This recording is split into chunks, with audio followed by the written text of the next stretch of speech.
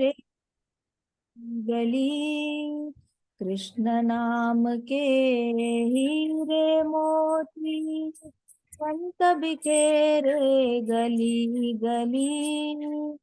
ले लो रे तुम कृष्ण के प्यारे, शोर मचावे गली गली।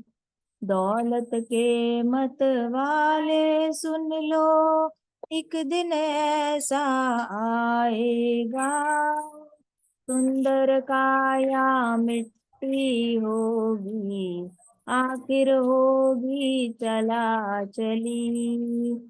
जितने तुम्हारे सगे संबंधी एक दिन तुम्हें बुलाएंगे, जिनको तुम अपना कहते हो, मिट्टी बुलाएंगे। जगत सगाई है दो दिन की, एक दिन रूप उतर जाएगा, अपने कहेंगे तू है रोगी, आखिर होगी चला चली। जिस माया के चक्कर में तू इतना फूला रहता है, अन्य जीवों को तू भी कुछ नहीं समझता है। जिस अहम में बांधे जोड़े, वही अहम ले डूबेगा, सारी महिमा मिट्टी होगी, सारा गौरव मिट्टी होगा, जब अपने कहेंगे भला बुरा। चमक चांदनी है दो दिन की, आखिर होगी चला चली। चमक चांदनी है दो दिन की, आखिर सूखे कली कली। कृष्ण नाम के हीरे मोती, संत बिखेरे गली गली। नमो विष्णुपदाय कृष्णपृष्ठाय भूतले श्रीमते भक्तिवेदांत स्वामिनिति नामिने, नमस्ते सारस्वते देवे गौरवाणी प्रचारिणे। ओम अज्ञानतिमिरान्धस्य ज्ञानाञ्जनशलाकया चक्षुरुन्मिलितं येन तस्मै श्रीगुरुवे नमः। श्रीचैतन्यमनोभीष्टं स्थापितं येन भूतले स्वयं रूप कदा मह्यं ददाति स्वपदान्तिकम्। हे कृष्ण करुणा सिंधो दीनबंधो जगतपते, गोपेश गोपिका कांत राधा कांत नमोस्तुते। तप्त कांचन गौरांगी राधे वृंदावनेश्वरी, वृषभानुसुते देवी प्रणमामि हरिप्रिये। वाञ्छाकल्पतरुभ्यश्च कृपा सिन्धुभ्य एव च पतितानां पावनेभ्यो वैष्णवेभ्यो नमो नमः। जय श्री कृष्ण चैतन्य प्रभु नित्यानंदा, श्री अद्वैत गदाधर शिवासादि गौर भक्तवृंदा। हरे कृष्णा कृष्णा कृष्णा हरे हरे, हरे राम राम राम हरे हरे। ओम नमो भगवते वासुदेवाय, ओम नमो भगवते वासुदेवाय, ओम नमो भगवते वासुदेवाय। नारायणं नमस्कृत्यं नरं चैव नरोत्तमं, देवीं सरस्वतीं व्यासं ततो जयम् उदीरयेत्। नष्टप्रायेषु भद्रेषु नित्यं भागवत सेवया, भगवती उत्तम श्लोकी भक्तिर्भवति नैष्टिकी। मुखं करोति वाचालं पङ्गुं लङ्घयते गिरिं, यत्कृपातमहं वन्दे श्रीगुरो दीनतारणम्। हरे कृष्णा कृष्णा कृष्णा हरे हरे, हरे राम राम राम हरे हरे। कल तक हमने देखा था हरे कृष्णा, हमने कल देखा था माता जी। हरे कृष्णा। विघ्नेश, विघ्नेश कैसे हो? अभी ठीक हो? अभी भी ड्रामा? अच्छा हो माता जी। अभी बुरा लग रहा है ड्रामा का? अरे नहीं माता जी, हो गया सब कुछ। अभी ठीक है? हाँ चलो बढ़िया। नए ड्रामा में कर रहे हो एक्ट? हाँ माता जी। चलो ऐसे ना कृष्ण का हाथ देखना चाहिए हर सिचुएशन में, ठीक है। फिर आपको कभी कोई चीज हाथ से जाए उसका दुख नहीं होगा। Always see Krishna's hand in everything and never feel short of anything. कभी ऐसा नहीं समझना कि कोई चीज कमी है, और कृष्णा उसके पीछे क्या चाहते हैं वो समझने की कोशिश करना, ठीक है। ऐसे ही कृष्णा के साथ आपकी पर्सनल रिलेशनशिप बनेगी, नहीं तो नहीं बन पाएगी। ऑलराइट। तो ओके। कृष्णा की तरफ से सोचना है, नरसिम्हा भगवान की तरफ से सोचना है कि वो किसी ना किसी एंगल से हमें बचा रहे होते हैं, इसलिए कुछ कुछ चीजें हमारे हाथ से जाती है। कभी देखो ना, कुछ कुछ लोगों को जो चाहिए मिल जाता है। जैसे किसी किसी को फ्लाइट में बिजनेस क्लास में चढ़ना होता है, सपने ही देखते हैं लोग, मुझे बिजनेस क्लास में ट्रैवल करना है, ट्रैवल करना है। लेकिन जब ट्रैवल करने जाते हैं कभी कभी फ्लाइट की गड़बड़ हो जाती है, अपने आप ही कहीं पे गायब हो जाएगी। कभी कुछ, सबके साथ तो ऐसा नहीं होता, लेकिन कईयों के साथ ऐसा हुआ है, जब सपना देखा है तो उनकी नैया डूब गई है। तो इस तरीके से हमें पता नहीं होता भगवान हमें कितने बड़े बड़े मुश्किलों से बचा रहे होते हैं। हो सकता है हमारी बॉडी को प्रोटेक्ट कर रहे हो, कभी कभी हो सकता है आत्मा को प्रोटेक्ट कर रहे हो, कभी कभी हो सकता है माइंड और इंटेलिजेंस को प्रोटेक्ट, किसी ना किसी तरीके से हमें प्रोटेक्शन दे रहे होते हैं। इसलिए हमारे हाथ से कुछ चीजें छूट जाती है, ठीक है। जितनी जल्दी सीख जाएंगे, बचपन में सीख जाएंगे, उतना बेटर रहेगा, ताकि बड़े होके भी हम ऐसे सरप्राइज नहीं होंगे, ठीक है। जो बचपन में ऐसा एक्सपीरियंस आना बहुत अच्छी बात है, कि कोई पसंद की चीज नहीं मिलती तो कैसे फील होता है, लेकिन उसमें कृष्णा क्या चाहते हैं वो देखना। Alright, got it.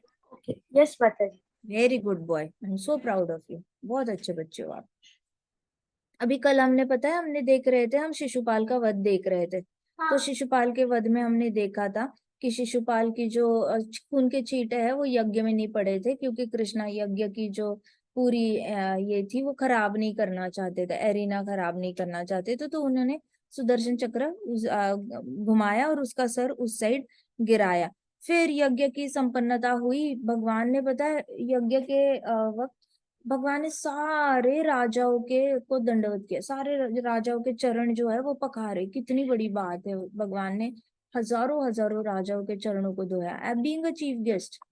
तो इतनी विनम्रता है ना कृष्ण भगवान में। तो कृष्ण भगवान को कोई अगर प्राउड कहता है, कोई कहता है कि अरे हिटलर शाही है, बहुत ज्यादा अपनी मनमानी करते हैं भगवान, अपनी चलाते हैं, उनको वही चाहिए, वो जो चाहते हैं वही करे, अगर उनकी सुने तो भगवान आपको जो चाहिए देते हैं, नहीं सुनो तो नहीं देते, फिर पनिश करते हैं, ऐसे सारे कॉन्सेप्ट से थोड़ा हमें प्रोटेक्शन मिल जाता है जब हम ये लीला देख लेते हैं शिशुपाल वध की, जहाँ पे भगवान सारे राजाओं को चरणों को धो धो रहे हैं।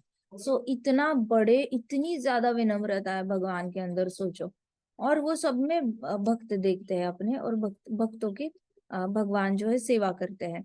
तो युधिष्ठिर महाराज को पूरी जितनी भी जनता थी वो पिता के समान देख रही थी। फिर युधिष्ठिर महाराज स्नान करने गए, तो स्नान करने के बाद कर रहे थे, तो वहां पे सब लोग अच्छे से म्यूजिक बजा रहे थे, गाने गा रहे थे, वेद शास्त्र गाए जा रहे थे, ऊपर से देवता लोग फूल बरसा रहे थे। उसका भी हमने मतलब देखा था कि आज से युधिष्ठिर महाराज मोर देन बीइंग अ सन, मतलब बेटा होने से भी ज्यादा, बेटा, पति, या किसी का भाई, ये सारे ओहदों से ऊपर उठ जाएंगे आज के बाद युधिष्ठिर महाराज। और आज के बाद ये स्नान के बाद उनका सबसे ऊपर उनकी क्या आइडेंटिटी रहेगी, पूरी पृथ्वी के सम्राट। तो वो सबसे पहले पूरी पृथ्वी का रक्षण करेंगे, उसके बाद जाकर वो अपना पति होने का, भाई होने का, बेटे होने का धर्म निभाएंगे। तो प्रायोरिटी में सबसे पहले पृथ्वी का रक्षण आ जाता है, ठीक है। सो ये जो स्नान होता है ये बहुत जरूरी होता है, जहाँ पे आपको अपनी हायरार्की क्लियर हो जाती है, प्रायोरिटी क्लियर हो जाती है कि सबसे पहले मैंने किसको। तो कभी कभी क्या होता है ना, बचपन से जैसे बड़े होते हैं तो नेचुरली मम्मा इंपॉर्टेंट हो जाती है, फिर और बड़े हो जाते हैं दोस्त अच्छे लगने लगते हैं, और बड़े हो जाते हैं तो पति पत्नी अच्छे लगने लगते हैं, और बड़े हो जाते हैं बच्चे अच्छे लगने लगते हैं। तो वैसे भी इंसान अपने आप ही किसी ना किसी को ऊपर बिठाता जा रहा है। तो अभी युधिष्ठिर महाराज मोर देन फादर भी किसके फादर बनेंगे, पूरे पृथ्वी के बनेंगे। ऐसा नहीं होगा कि धृतराष्ट्र था, धृतराष्ट्र देखो मुझे नहीं लगता उसने ये सारा यज्ञ वज्ञ कुछ किया होगा या स्नान भी किया होगा, उसका ऑफिशियल करोनेशन नहीं हुआ था। वो तो ऑफिशिएटिंग राजा था। ऑफिशिएटिंग राजा मतलब जब तक ओरिजिनल राजा वापस नहीं आता ये टेम्पररी बैठा रहेगा, तो अभी युधिष्ठिर महाराज का ऐसा कोई यज्ञ नहीं हुआ था, वो स्नान करने नहीं गए थे, मंत्र पठन नहीं हुए थे। तो धृतराष्ट्र का, सॉरी धृतराष्ट्र की बात कर रही हूँ मैं, मैंने धृतराष्ट्र का ही नाम लिया ना, या मैंने कोई और नाम लिया? तो धृतराष्ट्र थे वो ऑफिशिएटिंग राजा थे। ऑफिशिएटिंग मतलब जैसे एक ऑफिसर छुट्टी पे गया, उसकी जगह पे दूसरा ऑफिसर उसका काम कर लेता है। ठीक है, एक मैनेजर छुट्टी पे गया, दूसरा मैनेजर उसकी जगह पे काम कर लेगा, लेकिन वो नहीं बन सकता, उसका ओहदा वो चेंज नहीं होगा। तो वैसे Dhritarashtra was a temporary Raja. Temporary था तो उसका कोई यज्ञ नहीं हुआ था धृतराष्ट्र का, ना ही उसने ऐसा कोई ऑफिशियली हस्तिनापुर के राजा बने थे वो। तो उनके अंदर जो शुरुआत से सेल्फिशनेस थी ना, वो तब उस पद पे बैठे जब उनके बच्चे पैदा हो चुके थे। तो बच्चा जब पैदा होता है ना, तो अपनी पत्नी से और अपने माँ बाप से ज्यादा आसक्ति बच्चे से हो जाती है। तो धृतराष्ट्र की ना वो ट्रांजिशन ही नहीं हो पाया कभी। धृतराष्ट्र बाप बनकर वो जितना बेटों से बचपन में प्यार किया, अब उसने ये सारा ऑफिशियल यज्ञ वगैरह का कोई सेरेमनी नहीं हुआ, पानी में जाके स्नान नहीं किया शुद्ध नदी में जाकर, अपनी पिछली आइडेंटिटी उसने ऐसे मतलब बाप बनने की आइडेंटिटी पीछे नहीं रखी, और राजा बनने की आइडेंटिटी उसके ऊपर नहीं रखी। तो हुआ क्या, धृतराष्ट्र के सामने लोग आते थे, कंप्लेन करते थे, दुर्योधन ने हमें हानि पहुंचाने की कोशिश की, 100 कौरवों ने आके हमारी गायों को भगा दिया, हमारे ब्राह्मण पत्नियों को मारा, ब्राह्मणों को मारा, ऐसे किया वैसे किया। बट धृतराष्ट्र विल से मेरे बेटों पे मुझे पूरा विश्वास है, आप जो बोल रहे हो झूठ बोल रहे हो। तो धृतराष्ट्र के लिए क्या हुआ, ऊपर उसके बेटे आ गए, और नीचे राजा होने का, पूरी जो हस्तिनापुर का रक्षण करना था, वो इधर आ गया। और ओरिजिनली वो हमेशा ही फादर की तरह एक्ट करता था, बट सिर्फ अपने बच्चों के लिए, नॉट इवन पांडवास के लिए। तो ये ट्रांजिशन नहीं हुआ ना। सो अभी आपको पता चला विधि का क्या इंपॉर्टेंस होता है। एक राजा को जब सम्राट बनाया जाता है या फिर राजा भी बनाया जाता है, तो यज्ञ बहुत इंपॉर्टेंट है। यज्ञ के बाद आपको स्नान करना शुद्ध नदी में, सरस्वती नदी हो गई, गंगा नदी हो गई, यमुना नदी हो गई, ऐसे नदी में जाके स्नान करना, ये बहुत ज्यादा इंपॉर्टेंट है। आपको अपना पिछला जो रिश्ता है वो थोड़ा सा पीछे करके बड़ी जिम्मेदारी को ऊपर रखना पड़ता है। युधिष्ठिर महाराज आगे जाके क्या करेंगे, उनके बेटों को नीचे रखेंगे और इम्पोर्टेंस थोड़ा सा कम देंगे, ज्यादा इम्पोर्टेंस जो है पूरी पृथ्वी के लोगों को सबसे ज्यादा इम्पोर्टेंस देंगे। एवरीबडी विथ मी, समझ में आ रहा है सबको? क्लियर क्लियर हो रहा है ये? यस माता जी। हाँ माता जी। Very good. तो ये कल हमने डिस्कस किया था। फिर हमने देखा था कि ओके, सो महाराज युधिष्ठिर ने फिर रेशमी चादर एवं नवीन वस्त्र धारण किए। फिर महाराज युधिष्ठिर बाहर आए और उन्होंने बहुत अच्छे से ड्रेसअप किया, रेशमी कपड़े पहने, वस्त्र पहने उन्होंने, और बहुमूल्य आभूषण भी अलंकृत कर दिए। तत्पश्चात यज्ञ में सम्मिलित पुरोहितों को नवीन वस्त्र एवं आभूषण दान किए गए। देखो, पुरोहित होते हैं, ब्राह्मण होते हैं, कई सारे लोग मैंने देखे हैं अपने घर पे पिंडदान कराएंगे, ठीक है, या फिर अपने घर पे कोई ना कोई पूजा कराएंगे, विवाह समारोह हो, बच्चे का नामकरण संस्कार हो, कोई भी ऐसा एक जो रिचुअलिस्टिक जो होता है यज्ञ टाइप, तो वो रिचुअल कराते हैं। लेकिन जैसे ही पुरोहित को या ब्राह्मण को दान करने की बारी आती है, तो इनका हाथ ऐसे पीछे आ जाता है। तो जो आपका अगले जन्म का भी भला कर रहा है, उसको देते वक्त आपने हाथ पीछे नहीं करने होते। आप जो दान करते हो, जो आपका भला कर रहा है, उसको देते वक्त हाथ पीछे नहीं करते कभी। तो युधिष्ठिर महाराज थे, इन्होंने भर भर के पुरोहितों को दिया। तो मन में कभी रहना नहीं चाहिए कि अरे इस यज्ञ पे इतना खर्चा हुआ, उतना खर्चा हुआ। ब्राह्मणों को दिया गया दान, चाहे वो मंत्र पठन कर रहे हो, कुछ भी कर रहे हो, कैसे भी कर रहे हो। कुछ लोग जाते हैं मथुरा और कंप्लेन करते हैं, गोकुल में देखो उन्होंने इतने मांगे, 100 रुपए दिए तो वो नाराज हो गए, वो किसी ने 500 निकाले तो उनको बड़े अच्छे दर्शन कराए, ऐसे करके प्रजल्पा करके बाहर आ जाते हैं, गॉसिप करके बाहर आते हैं।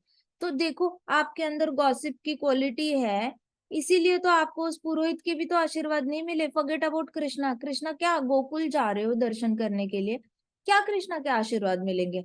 अंदर ही आपको गलतियां निकालने की आदत है दूसरों की, तो भगवान तो मिलेंगे नहीं। आप वहां जाके वहां के ही लोगों में गलती निकाल रहे हो। वो लोग तो 24 घंटे 12 महीने बैठकर वहां के जो डीटीज है उनको स्नान कराते हैं, झूला झुलाते हैं, फूल देते हैं, प्रसादम भोग चढ़ाते हैं, सुलाते हैं, दिन रात सेवा करते हैं, अच्छे से चमका के रखते हैं डीटी को, बहुत अच्छे से सेवा करते हैं। प्लस वो चाहते हैं तो गोकुल वोकुल छोड़ के दिल्ली जा सकते हैं, दिल्ली से अमेरिका जा सकते हैं, दुबई जा सकते हैं, बहुत कमा सकते हैं। ऐसा नहीं कि उनके पास बुद्धि कम है या एजुकेशन कम है, लेकिन वो वॉलंटरीली कान्हा जी की सेवा के लिए स्टेप बैक करते हैं, वो एम्बिशन ही नहीं बढ़ने देते, कान्हा जी की सेवा के लिए वहां पे रहते हैं। तो लोगों को क्या लगता है इनके पास कुछ है नहीं काम करने के लिए। बड़े बड़े भक्त भी मतलब बाहर की कंट्री से आएंगे, इधर से आएंगे, उधर से आएंगे, बड़ी बड़ी सिटीज से आएंगे, और वहां पे जाके ना बुरा भला बोलेंगे। तो पुरोहितों के खिलाफ, ब्राह्मणों के खिलाफ ऐसे कभी नहीं करना चाहिए। जो है उनका ड्यू दे देना चाहिए। देखो आसपास के को लोग कितना दे रहे हैं, 10 रुपए दे रहे हैं तो 20 चढ़ा दो, कोई 100 दे रहा है 200 चढ़ा दो, बस देख के इतना तो चढ़ा दो कि उसकी मन की शांति हो जाए, और फिर खुशी खुशी बाहर आ जाना। जिप योर लिप्स, बस जिप लगा देना, कमेंट ही नहीं करना किसने कितने मांगे और कितने दिए, कुछ नहीं बोलना। वो लोग जो है आपको, आप अपनी हैसियत से दे के आ जाना। और अगर मान लो है ही नहीं, है ही नहीं, तो भी अगर कुछ बोल दिया तो बाहर आके उसको रिपीट नहीं करना कि मुझे ऐसा बोला, मुझे वैसा, रिपीटेशन नहीं करना। और सोचना भगवान का प्रसादम है, भगवान उसके मुख से भगवान ही बोल रहे हैं मुझे, कोई बात नहीं, ये भी प्रसादम लेकर हम संतुष्ट होके चले जाएंगे। भगवान की कृपा रही तो अगली बार आएंगे तो थोड़ी सी एक्स्ट्रा लक्ष्मी अरेंज हो जाएगी। ऐसे करके हम कॉलेज में थे तब करते थे, जाते थे, हमारे पास कहाँ कुछ होता था, फिर हम बस भगवान को प्रे करते थे अभी तो हम कॉलेज में, हमारे पास तो है नहीं लक्ष्मी, हम अगली बार जब नौकरी लग जाएगी हम आएंगे, कुछ ना कुछ तो पक्का देंगे। ऐसे करके हम लोग आ जाते थे। तो ऐसे करके आ जाओ वापस, उसमें क्या है देना। देखो देने का मैंडेटरी है नहीं, ये आपका भाव मैटर करता है, लेकिन गॉसिप नहीं करना। बाहर आके पुरोहितों के खिलाफ, ब्राह्मणों के खिलाफ, कितनी भी सगी बहन हो, मम्मा हो, पापा हो, कितना भी पास का इंसान हो, बेस्ट फ्रेंड हो, उसके पास कुछ भी नहीं बोलना उनके बारे में, ना पीछे जाके बोलना कि हम वृंदावन गए थे, हम गोकुल गए थे, हम मथुरा गए थे, ऐसे हुआ वैसे हुआ, ऐसे कोई बातचीत नहीं करनी। अच्छा नहीं बोल सकते ना, तो जस्ट बी साइलेंट। बोल सकते हो तो अच्छा बोलो, नहीं तो जस्ट बी साइलेंट, इतना ही करना। तो बड़े बड़े अपराध होते हैं, ऐसे लोगों को ना फिर धाम निवास नहीं मिलता। अनफॉर्चुनेटली बहुत सारे जन्मों तक तड़पते रहते हैं, धाम निवास नहीं मिलता, शुद्ध भक्ति नहीं मिलती, किसी में अच्छाई देखने की सिद्धि प्राप्त नहीं होती, सब में गलती देखने की उनकी हैबिट बन जाती है। और वो सिद्धि जो प्राप्त होनी चाहिए, लोगों को आत्मा की तरह देखना है, उनके साथ परमात्मा देखना है, उनको उनके आत्मा से शरीर को माइनस करके उनकी दृष्टि दे, वो उत्तम अधिकारी भक्त नहीं बन पाते। मध्यम अधिकारी तक जा पाएंगे लेकिन उत्तम अधिकारी कभी नहीं बनेंगे। मतलब भगवान से जुड़ेंगे 100%, लेकिन भगवान की जो अंश है बाकी आत्माएं, उनसे कभी नहीं जुड़ सकते। इसलिए युधिष्ठिर महाराज ने क्या किया, सारे पुरोहितों को सबसे पहले तो रेशमी वस्त्र दिए, मतलब धोती वोती दी, और उसके साथ साथ बहुमूल्य आभूषण भी दिए, क्योंकि ब्राह्मण होते, कुछ पुरोहित होते, विवाहित होते हैं, तो उनको आभूषणों से अलंकृत किया। तत्पश्चात उनको गाय भी दी, और गाय भी सजी हुई दी। तो देखो युधिष्ठिर महाराज ने हाथ पीछे नहीं खींचा, ये नहीं कि जितना मिला है उसमें से मैंने उनको देना नहीं, उनकी तो ड्यूटी है, उन्होंने तो करना ही है, मेरे ही राज्य के पुरोहित है, उनका तो आना ड्यूटी बनती है। ऐसा नहीं होता। ये लोग जब आपका इस जन्म का भी भला करते हैं, अगला जन्म का भी भला कर रहे हैं, अगले से अगले आपके बच्चों का भला कर रहे हैं, सबका भला कर रहे हैं, तो इनको देना बनता है। फिर महाराज युधिष्ठिर ने विश्व भर से आए अतिथियों का नेतृत्व किया। कुछ हाथ में रंग बिरंगी ध्वजाएं धारण करके सुसज्जित हाथियों पर सवार थे, और रथ, घोड़े तथा सिपाही उनके पीछे से आ रहे थे।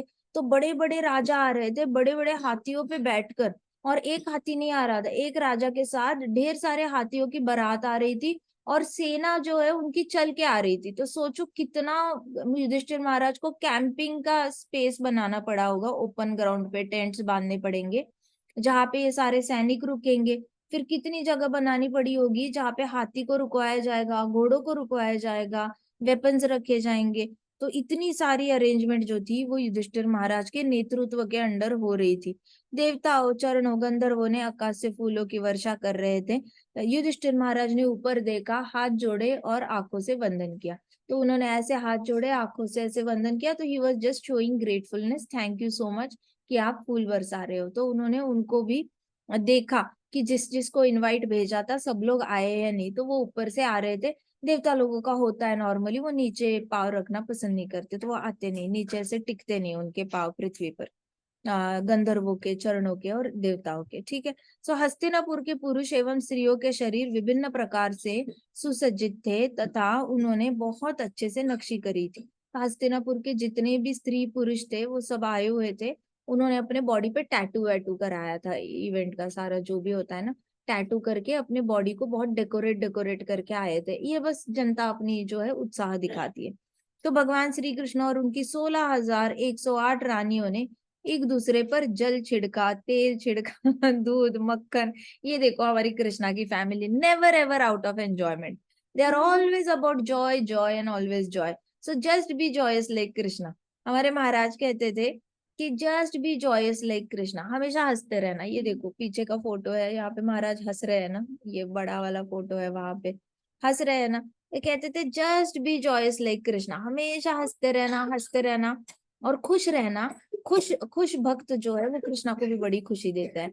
अभी देखो कृष्णा की पत्नियां थी, ये यज्ञ यज्ञ चल रहा है, उनको पता है हमारे पति जो है वो पूर्ण पुरुषोत्तम भगवान है, हमें कोई ईर्ष्या करने की जरूरत नहीं, हमें किसी की जेलस होने की जरूरत नहीं, कुछ नहीं। वैसे एक भक्त को हमेशा ये गारंटी होनी चाहिए कि मेरा कनेक्शन सीधे कृष्णा के साथ है मेरा कनेक्शन कृष्णा के साथ है, तो मुझे किसी की भी ईर्ष्या करने की जरूरत नहीं है। हमारे पास सारी चीजों के स्तोत्र जो है सबसे बड़ा कनेक्शन है।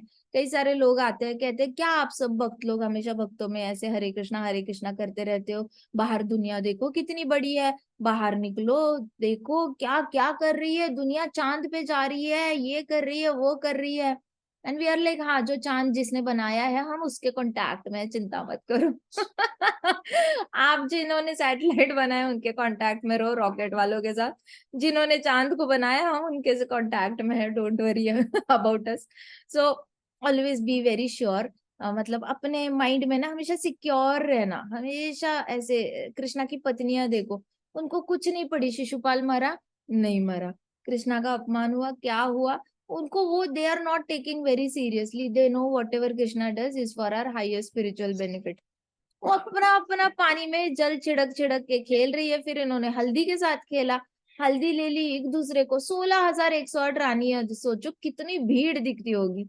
और ये सारी भीड़ नदी के किनारे क्या कर रही है, हल्दी से खेल रही है, एक दूसरे के ऊपर मक्खन लगा रही है, फिर तेल छिड़क रही है, फिर पानी छिड़क रहे हैं ये लोग, फिर एक दूसरे के ऊपर दही भी फेंक रहे हैं, दही फेंक फेंक के, जैसे हम स्नो स्नो पकड़ के मारते हैं ना जब शिमला मनाली जाते हैं, तो स्नो के साथ खेलते हैं, वैसे ये दही पकड़ पकड़ के एक दूसरे को मार रहे थे। सोचो एबंडेंस कितना है, कितना ज्यादा ये सारा सामान होगा जो ये लोग ऐसे ही 16,108 रानियां आपस में खेल खेल के ये कर रहे थे। 16,108, माई गुडनेस।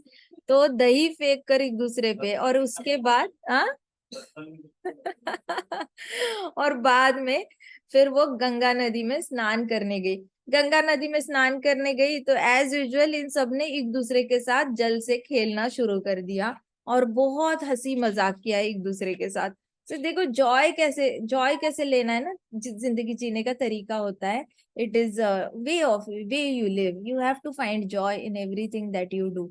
ऐसे कभी नहीं सोचना हाय पढ़ाई करनी पड़ रही है मुझे नहीं करनी, नहीं, पढ़ाई करने का मन नहीं कर रहा, इस पढ़ाई को मैं जॉयस कैसे कर सकता हूँ, मुझे हिस्ट्री याद नहीं आ रहा, हिस्ट्री याद नहीं रह रहा, मैं इसको जॉयफुल कैसे बना सकता हूँ, स्टोरी को, मुझे सिविक्स पसंद नहीं, मुझे इकोनॉमिक्स पसंद नहीं, मैं इसको कैसे इंटरेस्टिंग बना सकता हूँ। तो try to find joy and it will be very easy for you. कोई चीज पसंद नहीं है, ओ मम्मा ने बोला है वार्डरोब सेट करना है, कपड़े फोल्ड करने हैं, मन नहीं कर रहा, how can I make it joyous, Hare Krishna Krishna Krishna Hare Hare, Hare Ram Ram Ram Hare Hare. ऐसे करके शर्ट्स को फोल्ड करते करते, कुर्ती को फोल्ड करते करते रख सकते हैं, कीर्तन सुनते सुनते कर सकते हैं। Try to find some joyous method, ठीक है। बड़ी बड़ी माता या माताएं जो है, इनको एक्सरसाइज करना पसंद नहीं होगा, वॉक पे जाना नहीं पसंद होगा, तो कीर्तन करते करते जाओ और अपनी तबीयत का ख्याल रखो, लेकिन ट्राई टू फाइंड जॉय, जैसे कृष्णा की पत्नियां कर रही है।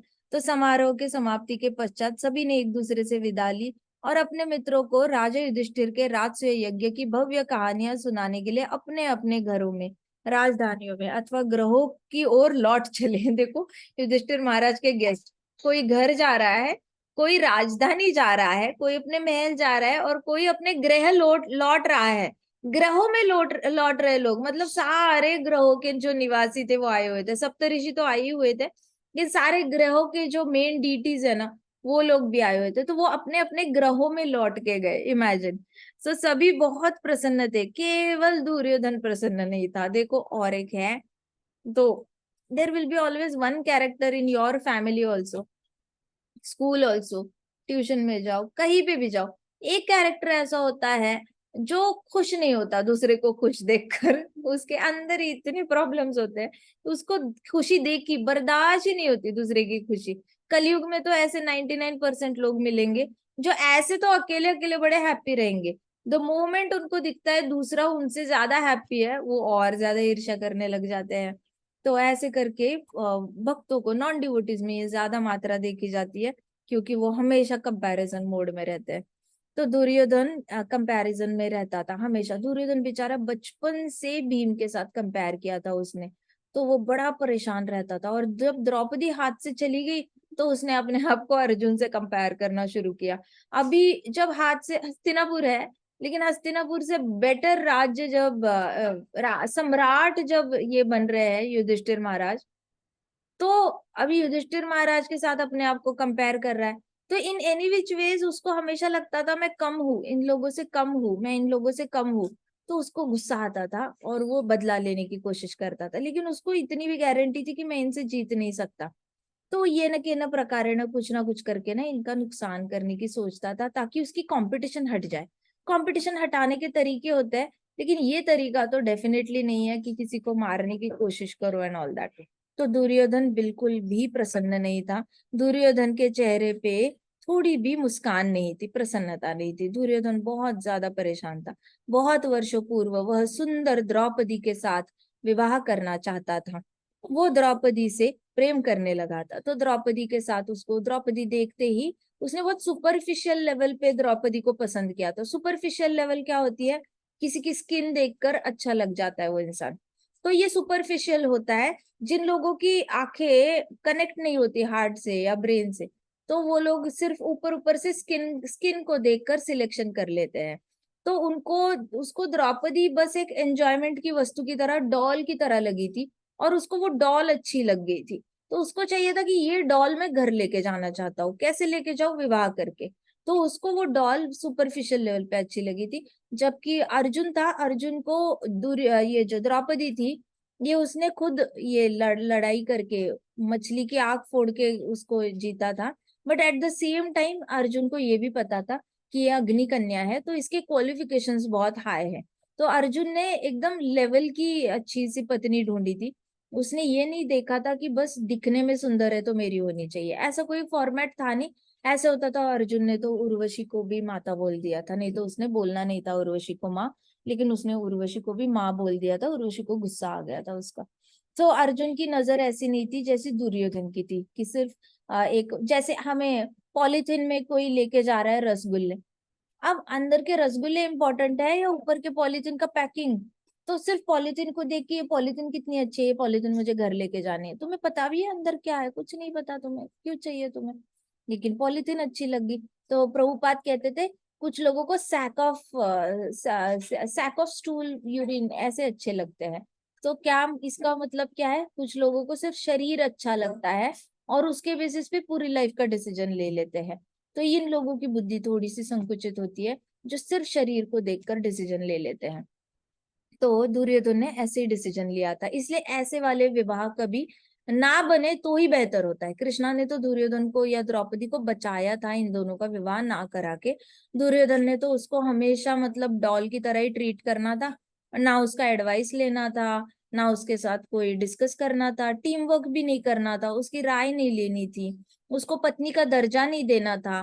द्रौपदी के साथ विवाह करना था और 10 पत्नियां लाके रखनी थी, और फिर बाकियों को इम्पोर्टेंस देना था और द्रौपदी को इम्पोर्टेंस देना नहीं था। तो दुर्योधन बैलेंस नहीं ला पाता, क्योंकि वो सिर्फ सैक सैक सैक की तरह देख रहा है उसको, एक बैग की तरह देख रहा है।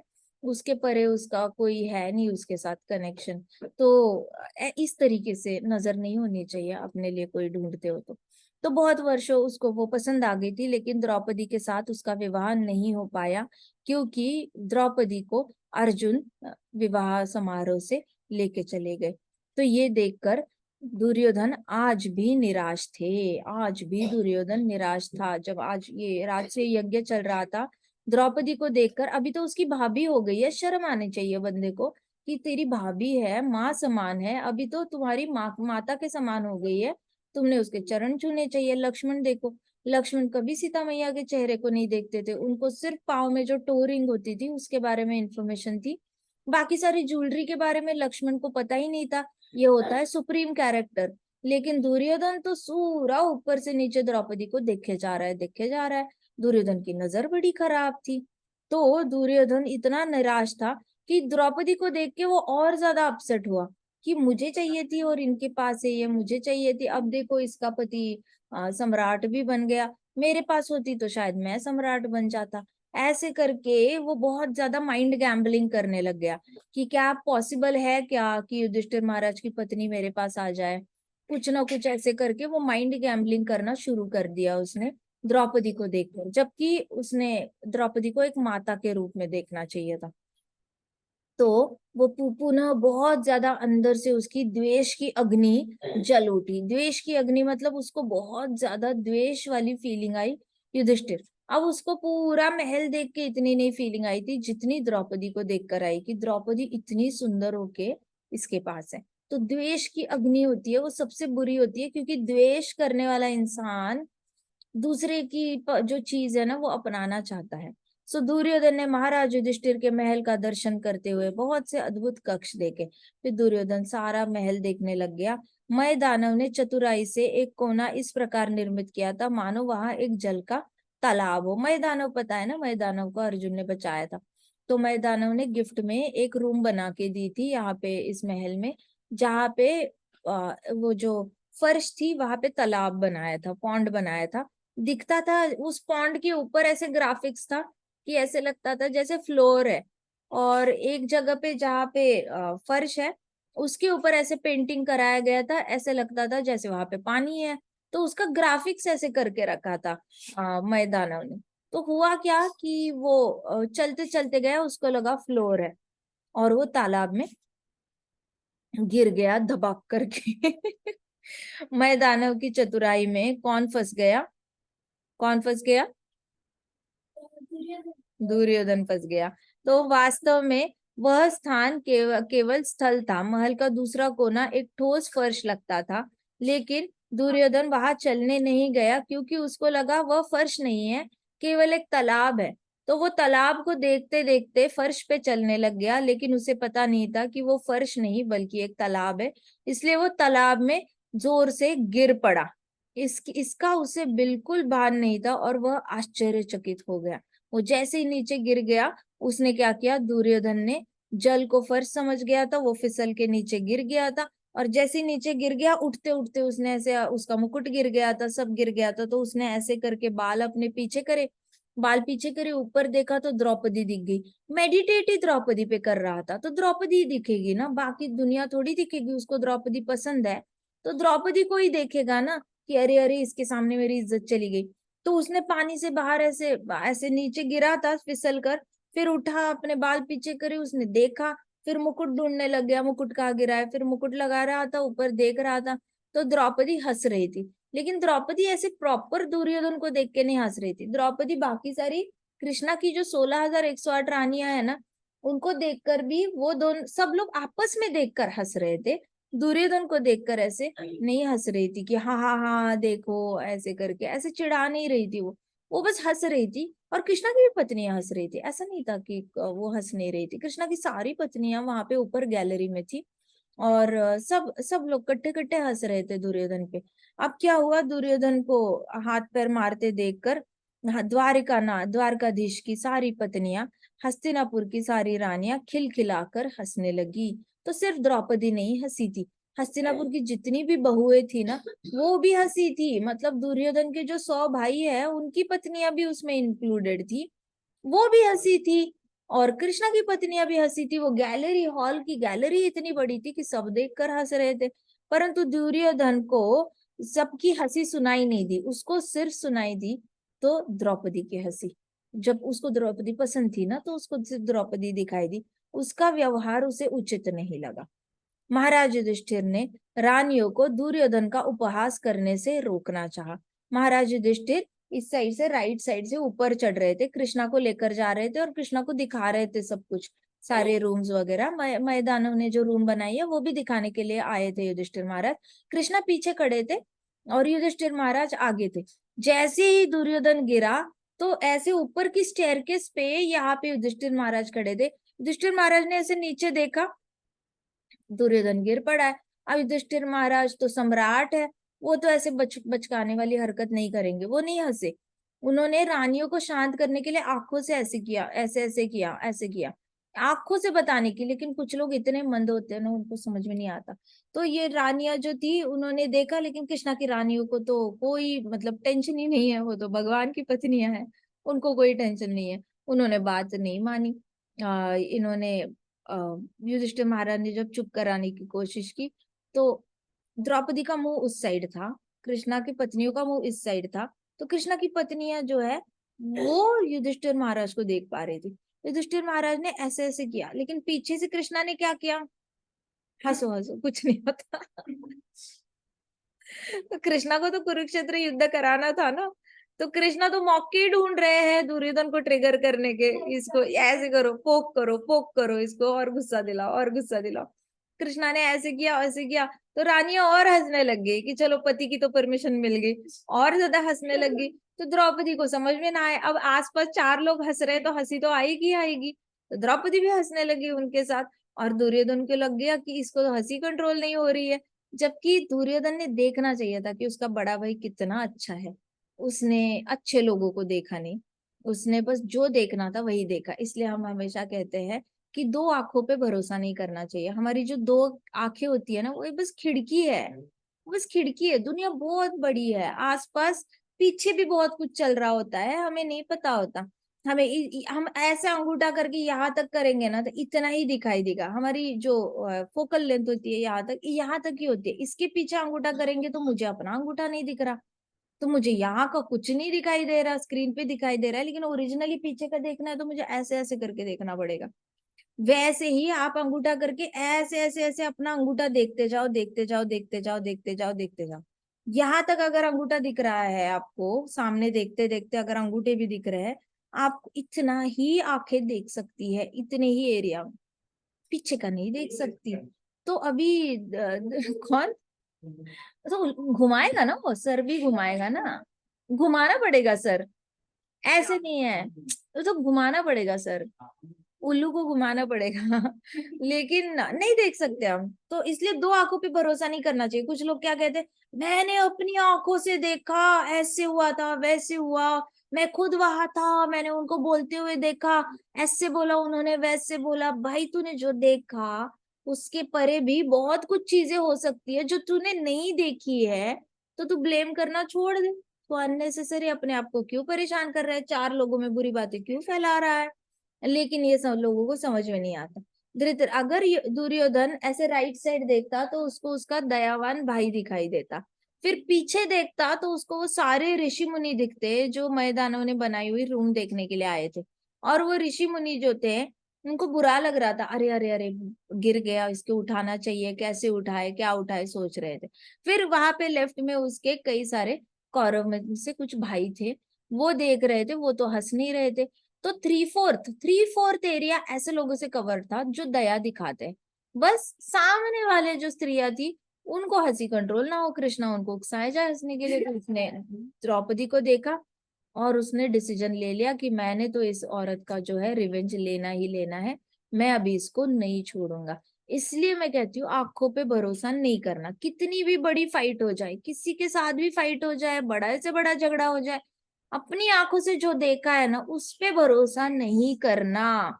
परे जाना, उसके परे जाना, सोचना, इधर से कोई देख रहा है तो क्या सोचेगा, इधर से कोई देख रहा है तो क्या सोचेगा, इधर से कोई, मेरी छोटी बेटी है, नर्सरी में थी, वो गिरी थी, वो धीरे धीरे चलती थी, और वो स्कूल से बाहर निकलते वक्त ऐसे सैक से, उसको बैलेंस नहीं हुआ, चलना सीखी थी अच्छे से लेकिन वो बैलेंस नहीं हुआ, वो गिर गई। अब उसको पकड़ने के लिए वहां से वॉचमैन जो गेट के ऊपर होते हैं, वो गेट के ऊपर क्या कहते हैं उनको, वॉचमैन कहते हैं? नहीं नहीं, school security guard, security guard. Security guard थे। वो ऐसे ऐसे भागते हुए आए, ठीक है। फिर वो आए और पीछे से उनकी क्लास टीचर थी, वो भागते हुए आई। और यहाँ से यूकेजी के दो टीचर्स थे, उन्होंने भी देखा उसको गिरते हुए। हल्के से ही गिरी थी, एक ही जगह पे गिरी थी, लेकिन वो रोने लग गई। तो सामने से उसके क्लास के दो बच्चे जो जा रहे थे स्कूल से बाहर, वो पीछे मुड़े और हंसने लग गए उस पे। तो उनको देख के और जोर जोर से हंसने लग गई, रोने लग गई वो, कि ये हंस रहा है, ये और जोर जोर से रोने लग गई। उसको, उसने देखा नहीं था ना, दो टीचर उस पे दया कर रहे हैं, क्लास टीचर पीछे से दया कर रही है, सिक्योरिटी गार्ड यहाँ से दया कर रहा है, वो नहीं दिखा, बस क्लास के दो बच्चे उस पे हंस रहे हैं वो दिखा।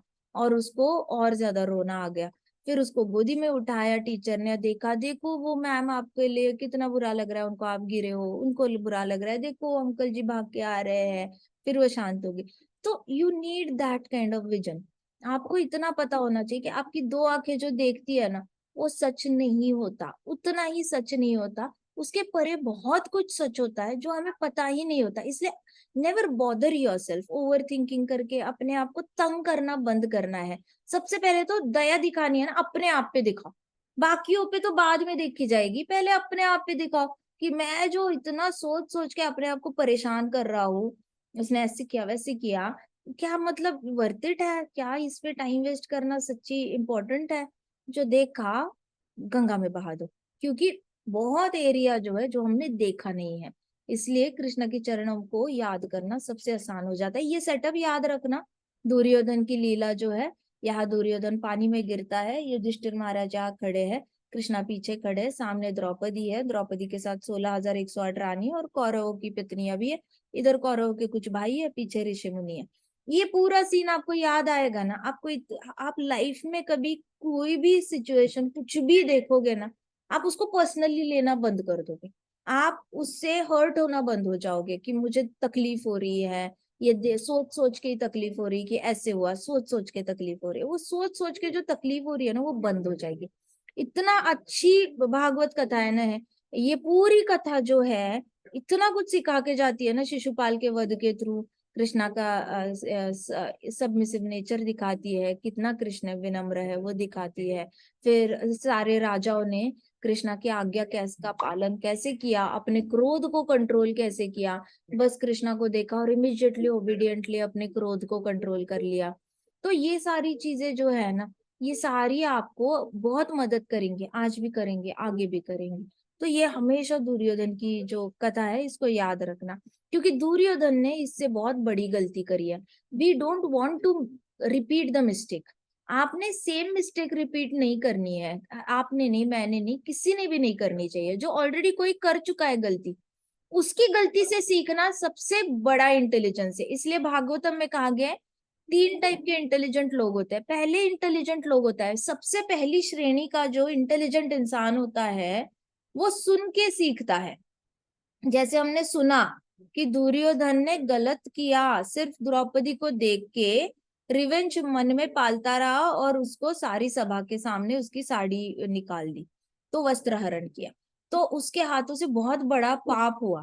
अगर उसको पता होता तो नहीं, तो हमने ये देख लिया कि हमने आंखों पे भरोसा नहीं करना है और अननेसेसरी गुस्सा, चिड़चिड़, ये वो नहीं करना है। तो सुन के जो सीखेगा वो अव्वल दर्जे का इंटेलिजेंट इंसान।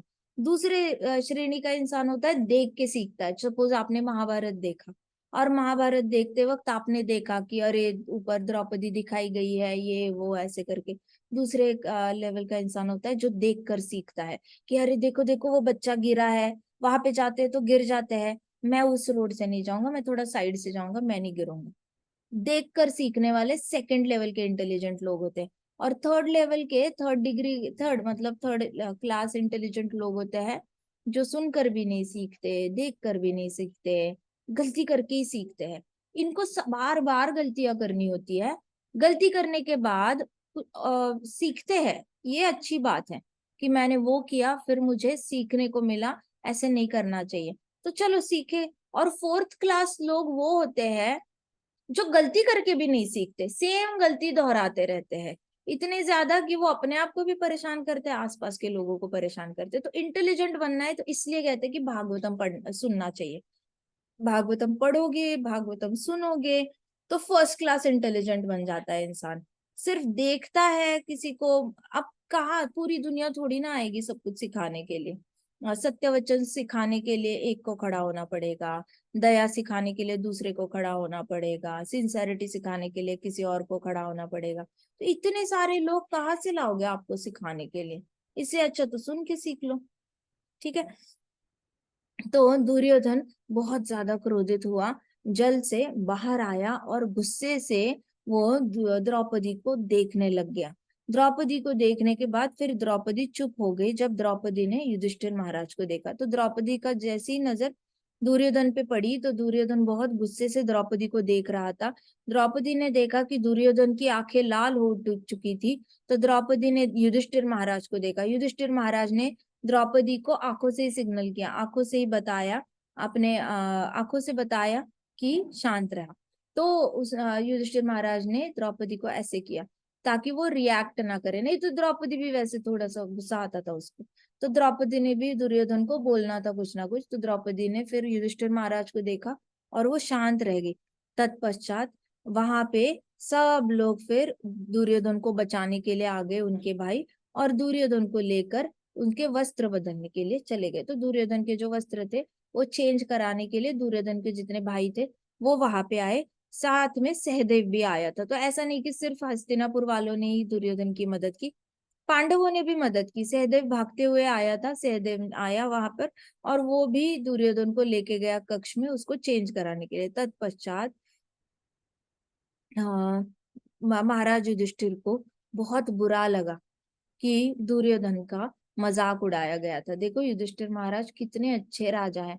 कौन कहता है हाथ में पावर आ जाती है तो सभी लोग मदमत्त हो जाते हैं? ऐसा मैंडेटरी नहीं होता।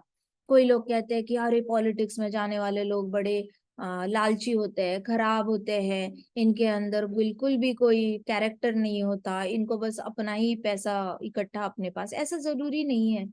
जिसके सही इंसान के हाथ में पावर आ जाए तो वो मदमत्त नहीं होता, उसकी दया और भी दुगनी हो जाती है। तो युधिष्ठिर महाराज की दया और भी दुगनी हो गई थी। उनको बहुत बुरा लगा था जो दुर्योधन के साथ हुआ, तो वो बड़े नाराज हो गए थे। जबकि कृष्ण संसार के दुष्ट राजाओं को समाप्त करने की भावी योजना बना रहे थे पीछे Krishna, his head was constantly working कि अब मजा आएगा, अब कुरुक्षेत्र युद्ध होकर ही रहेगा। तो ये स्टैंप लग गया था, ये जो दुर्योधन गिरा था ना, ये स्टैंप लग गया था कि अभी कोई कुरुक्षेत्र युद्ध होने से रोक नहीं सकता। तो कृष्ण पीछे थे और वो भावी योजना बना रहे थे दुष्ट राजाओं को समाप्त करने की। तो सारे बुरे राजा इसलिए मरने वाले। तो सोचो दुर्योधन के गिरने के पीछे कितना बड़ा पर्पस है अगर हम कभी गिरते हैं उसके पीछे भी कोई बड़ा पर्पस होता होगा, हमें बस दिखता नहीं है। तो एक बहुत अच्छे, मैंने एक प्रभुपाद के शिष्या है, उनका मैंने लेक्चर सुना था। उन्होंने क्या बताया था कि नाम क्या है उनका, जम्मू आए थे वो, प्रभुपाद के डिसाइपल थे, माता जी। अच्छा, तो उन्होंने क्या बताया था कि आकाश को देखो, ऐसे बोला हमें। तो हमने आकाश को देखा, फिर वो माता जी ने कहा अब देखो ऐसे सोचो कि वहां पे एक बहुत कपड़ा है। अच्छा ठीक है, अब सोचो उस कपड़े के ऊपर एम्ब्रॉयडरी है, ऊपर की साइड पे है। तो हमने कहा अच्छा ठीक है, होगी ऊपर की साइड के। कहते कि आप, अब हम जम्मू में थे तो कहते कि कश्मीरी एम्ब्रॉयडरी है देखो। तो हमने इमेजिन किया हाँ ठीक है चलो कश्मीरी एम्ब्रॉयडरी है। तो कहते अभी नीचे से वो वस्त्र कैसे दिख रहा होगा? तो हमने देखा अरे नीचे से तो गाठी गाठी दिख रही होगी, कोई डिजाइन ही नहीं दिख रही होगी। हमें पता है एम्ब्रॉयडरी वाले वस्त्र पीछे से कैसे दिखते हैं, बिल्कुल ही खराब दिखते हैं। तो कहते कि हमारी लाइफ ऐसी होती है दिखते वक्त बड़ी खराब लगती है, इम्परफेक्ट लगती है, लेकिन ऊपर की जो डिजाइन होती है ना वो सिर्फ कृष्णा को दिख रही होती है और कृष्णा बड़ी सुंदर डिजाइन बना रहे होते हैं, हमें नहीं दिखाई देती वो डिजाइन। हम जब देखते हैं तो हमें लगता है सब कुछ बिखर गया है, कुछ भी सही नहीं है, कुछ भी जो मन में हम चाहते हैं वो हो ही नहीं रहा है। और जो चाहते हैं वो होने के लिए बड़ी फाइट मारनी पड़ रही है, दिन रात मेहनत करनी पड़ रही है, ऐसे करके बहुत हम सोचते हैं। तो ऊपर कृष्णा जो डिजाइन बनाते हैं ना, वो बड़ी सुंदर डिजाइन बनाते हैं। तो वैसे ही अभी देखो दुर्योधन गिरा, दुर्योधन को लगा हाय ये क्या हो रहा है क्या हो रहा है, बट दुर्योधन अनजाने में ही सही बड़े से बड़े दुष्ट राजाओं को खत्म करने का कारण बन गया, वहां पे गिर के गुस्सा करके। सो ही बिकेम द रीजन। देखो पर्पस हो गया ना सॉल्व। दुर्योधन को उस वक्त लगा था मेरी जिंदगी बर्बाद हो गई, इतनी सारी स्त्रियां मुझ पे हंसी, मेरा बहुत बड़ा अपमान हुआ। वो भी क्यों हुआ? पांडवों के महल में जाकर। पांडवों को क्या जरूरत थी ऐसे रूम बनाने की, चुपचाप अपना यज्ञ करते। गेस्ट्स के साथ ऐसा मजाक करना सही बात है क्या? ऐसे करके वो बहुत चिड़चिड़ करके चला गया था। लेकिन तत्पश्चात कृष्ण भावी योजना बना रहे थे दुष्ट राजाओं को समाप्त करने की। So everything has a purpose. ऐसा कोई भी चीज नहीं होती। जैसे विघ्नेश ने बोला कि हम उस डिजाइन को तब देख पाएंगे माता जी, जब माता जी पूछ रही है फिर उस डिजाइन को कैसे देख पाएंगे। उस डिजाइन को देखने का तरीका ही भागवतम है।